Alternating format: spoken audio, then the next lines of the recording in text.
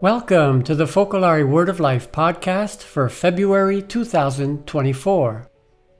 My name is Nick Cianfrani, and I'll be your host. In today's episode, we'll be listening to three beautiful experiences that relate to this month's Word of Life, which says, "Let all that you do be done in love." Taken from the first letter of St. Paul to the Corinthians, chapter 16, verse 14.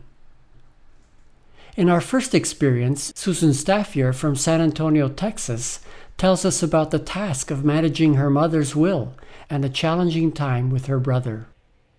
The second experience is by John Mundell from Indiana, who shares how his small act of love in the office had a big impact among his employees. The last experience comes to us from Toronto, Canada. Dick, who is 98 years old, and his wife Shirley Tetreau tell us about the mutual love between them and the community. Before we begin with the experiences, I'd like to introduce Tom Rowley, who will share a short reflection on this month's Word of Life. Welcome, Tom. It's great having you with us today. It's great to be here, Nick. We're eager to have you set the tone for this podcast with a reflection that you've prepared. Our faith informs us that God is love. Although it may be difficult to fully understand the depth of that love, we can be sure that every act of love we do for the neighbor that comes before us in any given moment is rooted in the love that God has for you. Every act of love, no matter how big or how small, is never lost, but serves as a building block in a wonderful and mysterious way to build the kingdom here on earth. Thank you, Tom, for your inspiring reflection. Welcome, Susan. It is a great joy to have you in our podcast today. Thank you, Nick. It's a joy to be here. Susan, before you share your lovely experience, could you tell our listeners a little bit about yourself? Sure. I live in San Antonio, Texas with my husband, Ralph. We have 2 children and 8 grandchildren. We have lived in San Antonio for 50 years, but we are originally born and raised in New England, just north of Boston in a small city. And I'm a librarian, retired. Wonderful. Look at that. I didn't know that about you. Discovered something new. So go ahead, Susan. The microphone is yours. Thank you, Nick. When my mother passed away, I was made executor of her will, and I have 10 brothers and sisters. Not everyone agreed that I should have this responsibility, and this created a lot of tension, especially with one of my younger brothers. It was obvious to us that he was angry. I lived 2,000 miles from our home city, and before we left to go back to Texas, I wanted to see my brother and hopefully patch up whatever divisions he was feeling. It occurred to me that I may never see him again, and I couldn't leave knowing he was angry. The day before Ralph and I were due to fly back to Texas, we went to Mass. My brother's business is in the same city, so Ralph and I decided to drop by his office. As we were pulling into the parking lot, my brother was getting out of his car and he saw us. He just looked at me and scowled. He opened the door to his office. After entering, he slammed the door closed. I knew I had to go in. I had no idea why he was so angry. I was thinking I hadn't done anything wrong, but that didn't matter. Ralph and I agreed that no matter what my brother said or did, all we wanted to do was to love him. We decided to make ourselves one with him, to be the first to love, to greet him without an agenda. So we said a prayer and asked for the patience and grace to love no matter what. We walked to the door and without knocking, we just went in. My brother's business is really interesting. He's in surveillance, and the room was filled with screens. He handles security for many of the businesses in the small city, and he works closely with the police department. After we greeted him with a smile, Ralph immediately commented on all the equipment. We both began to ask questions and said how amazing it all was. Soon he was answering our questions. Little by little, he began to smile and became his animated self as he told us about the work that he obviously loved. One could feel the atmosphere change, feel him change. And like a miracle, the love of Christ healed. To me, this was a miracle. After about 30 minutes of talking about his business, my brother hugged us and we left. On the way back to where we were staying, Ralph and I commented to each other how we felt a great joy, that peace and joy that only the love of God can bring. And we were certain that my brother felt it too. Thank you, Susan. That really shows how making ourselves one with others melts that ice. Thank you for sharing that, Susan. Really appreciate it. You're welcome, Nick. Welcome, John. We're delighted you could join us today. It's great to be here, Nick. John, can you tell our listeners a little bit about yourself before you share your experience? My name is John Mundell. I'm a person who lives in the Midwest part of the United States, and I've been trying to live this spiritual lifestyle for the last 40-some years, my wife and I, Julie. And so, as far as a business, my business is an environmental consulting company, and it's been part of this initiative from the Focolare called the Economy of Communion that seeks to support the equitable distribution of resources to those in need from around the world, and to really try to live this style of life wherever we are, especially in our business. So it's been a tremendous adventure, and we continue to learn new things every day.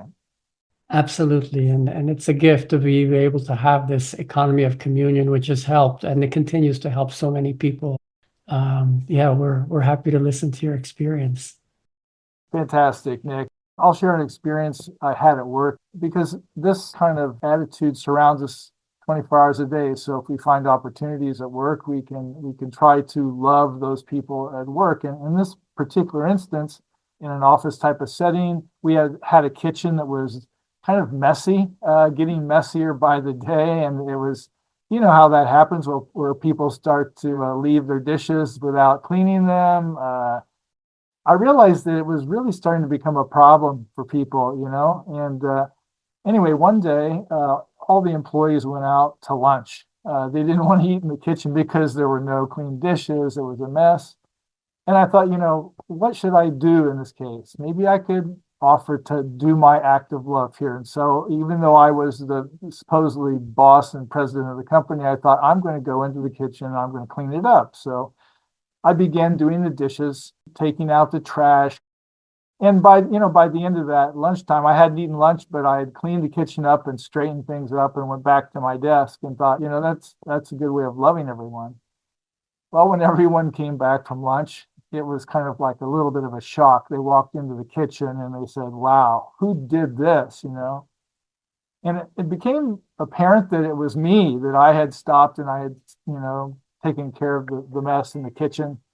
And so what happened was it would kind of start spreading, that attitude about taking care of the spaces that everyone had. And so, someone was cleaning up their desk, someone took care of the copier area, which there was a lot of extra, pieces of paper lying around. And it kind of started spreading this feeling of calmness in the office, and really changed the attitude a little bit in the office. And the next day, someone brought in some cookies, and I really thought that, this little act of love, this little experience has a way of making room for what I would call kind of like a sacred part of the environment in an office, where you begin to pay attention to relationships and not so much be distracted by the physical settings. The physical area of your office becomes an encouragement for these good relationships. It's so true. Sometimes, to start a fire, all you need is a little spark. You were the spark in that moment, just to take that initiative, to be the first to love, as we all know, is really the secret. Well, thank you, Nick. And there are many other opportunities at work that we have to do the same thing, whether it's with the with the FedEx person that brings our packages, or the person who cleans our offices, or whoever is involved interacting with a company. You have lots of these opportunities to love. If it's with your employees, or you may be an employee that you can do an act of love for someone else in your work environment. So again, these little things are the things that really transform and convert us, to be the kind of people we hope we want to be.